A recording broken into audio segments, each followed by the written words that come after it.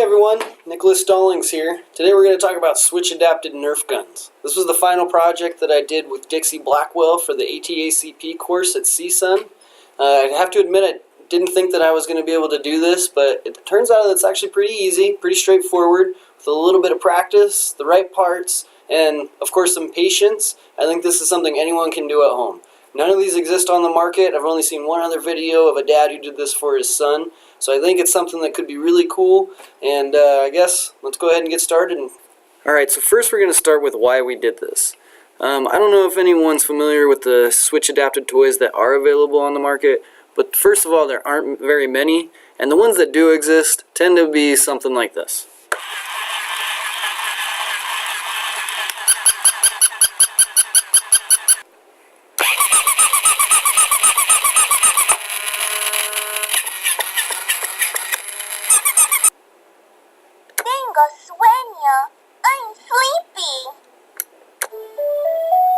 Alright, so as you can see, there's a pretty legitimate need for a switch adapted Nerf gun.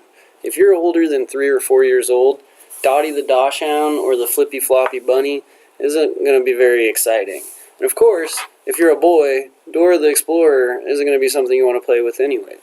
So that's why we did this. Okay, so now let's talk about the gun itself. I decided to go with the Hyperfire Elite, which ended up being an okay decision.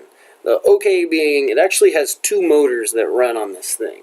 The batteries are held back here, and you have 2 motors, one that feeds the darts into the motor that shoots it. At first, I was going to go the route of battery interrupter, which an example of is here. A battery interrupter basically works by being slipped in between the batteries and the actual gun or the toy itself, and it literally interrupts the flow of electricity from the battery to the toy. Well, this ended up being a problem because of this.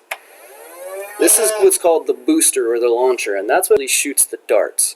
When you just interrupt the battery, these set down so that way it automatically fires when you hit the switch. The motor in the front never gets going fast enough to really shoot the dart. And there was no way we were going to lose any kind of velocity or anything with this gun. I wanted it to work just the way it should. So I opted with a hard wire. And I'm going to take this gun apart and show you next what exactly I did and why. For the tools for this project, you're going to need a few things. First, you're going to need a Phillips screwdriver to get the toy apart. Next, you're going to need a soldering iron and some solder. You'll also need a 1/8 inch female audio jack. And this is a mono jack. You don't want to get one of the stereo jacks. You'll also need some wire, and really any wire will do as long as it can handle the 6 volts that the toy runs on, which is 4D batteries.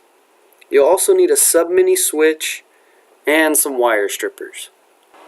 Once you remove the 20 screws that hold the gun together, this is what you're going to find.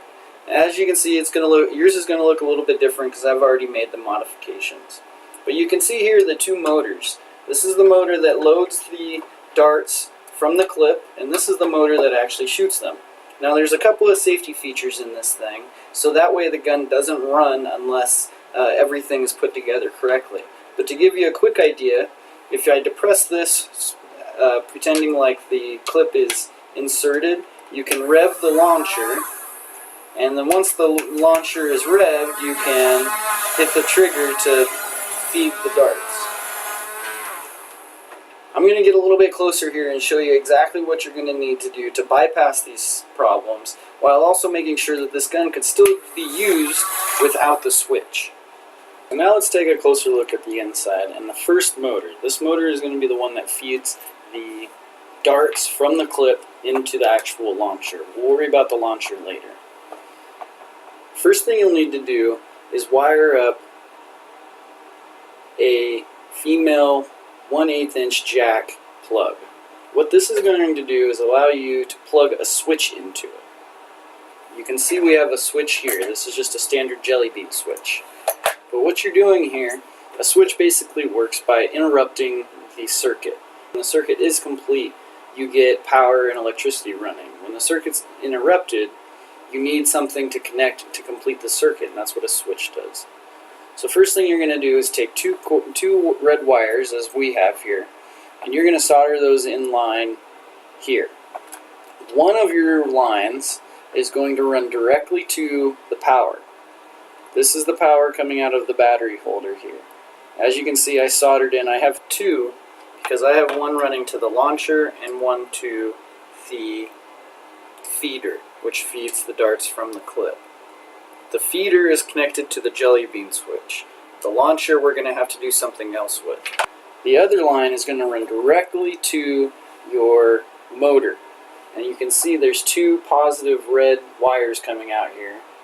One was in existence when we got the gun, and this is what I installed. When the switch is depressed with those two wires connected here to this female plug, when the switch is depressed, as you can see here, you get power to the motor. Now the best thing about this, and this is why we decided to go this route instead of using a battery interrupter, is that the gun, when you depress all the safety features, will still work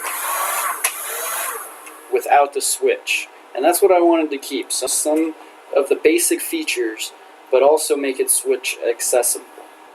So next we're going to move on to the launcher and the actual motor that shoots the darts. If you remove this little piece here, which is also a safety feature on the gun, this will not fire. This gun won't fire unless this is snapped into place. You can pull this off, and you're going to see 4 screws that you're going to have to remove. 2 down here with these points, and 2 down here. After doing so, you'll be able to pull these 2 things off and flip the motor around to be able to see the back of it. If you look closely, you can see my handiwork. This red wire here was what was in existence when we bought the gun. This is how it's set up. But if you look here, you'll see a looped wire that connects 2 small points, one on here and one here, and then a third red wire that I installed that's going to run back to the main switch, and that's where our small toggle switch comes in. These 2 points keep the electricity flowing and while still hitting these 2 resistors. If you look closely, you can see 2 yellow resistors there. Basically what they're doing is amplifying the power to make the motors run faster. So what we did is we linked them in, and then we connected them to the switch, which can be found here. This switch is exactly like the first switch that we installed. You can see 2 points. I believe if we connect them, we'll get power. But we have one running to that motor in the front and one running directly to the positive side of the battery pack. What this allows us to do is, by having this switch, if you remember when I stated earlier that the gun didn't have as much velocity as it did when we used the battery interrupter, what this is going to allow you to do is get that first motor running, the one that actually fires the darts, by turning this on. And as you can see, that's running. And with our second switch, we can engage this first motor, which will fire the darts.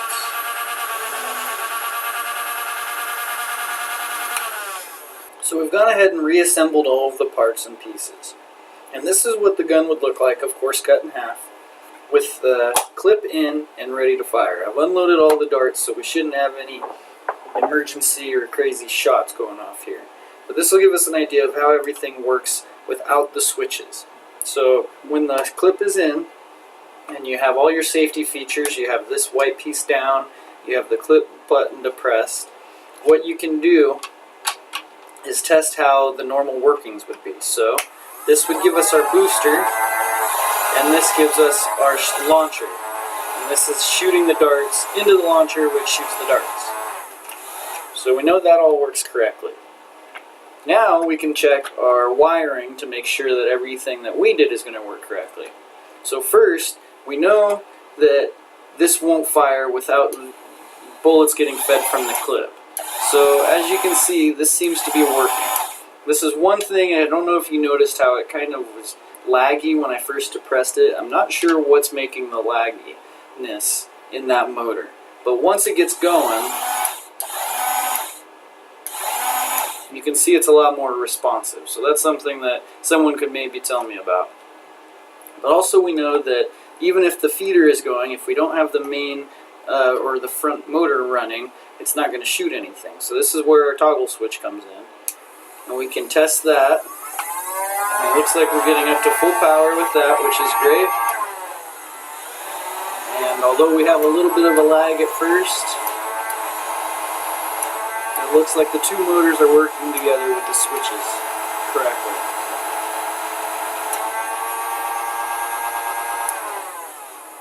Okay, so we've got the gun reassembled, and we've also got it built on this nice little CPVC frame. I did this because the gun doesn't actually stand up on its own, and if a child wants to use it who uses a wheelchair, I haven't quite figured out a wheelchair mount yet either. So this was my next best idea. At least it can sit up somewhere and can still be fired from a wheelchair with relative ease. So let's go ahead and make sure everything runs right. Looks like we've got some movement coming from our feeder. And we'll flip on our switch here. You can see I just drilled a little hole to get this toggle switch through. Looks like everything's running well, so we'll go ahead and enter the clip.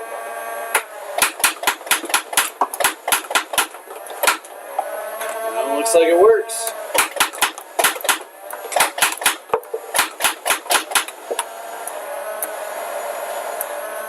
Right on.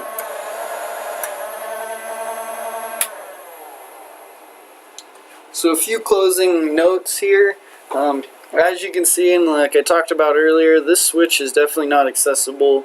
If I was to do this again, I would find a gun that only has one motor, not two, with the feeder and the launcher motor. Another deal, we definitely need to get this wheelchair accessible, mounted to a wheelchair. I'm thinking this is a good idea, but if we're ever going to have Nerf gun wars, the kid who uses a wheelchair is going to be kind of stationary. So we'd definitely like to mount this to a wheelchair. I'll do a follow-up video on that, just in case when I come up with something. But yeah, besides those two problems, I think this actually works really well. 25 shots. There's plenty of darts for a good game and lots of fun and practice. It's pretty inexpensive. Overall, I think this cost me about $75 or $80, which is pretty cheap when you look at Switch accessible toys on the market. Thanks for watching.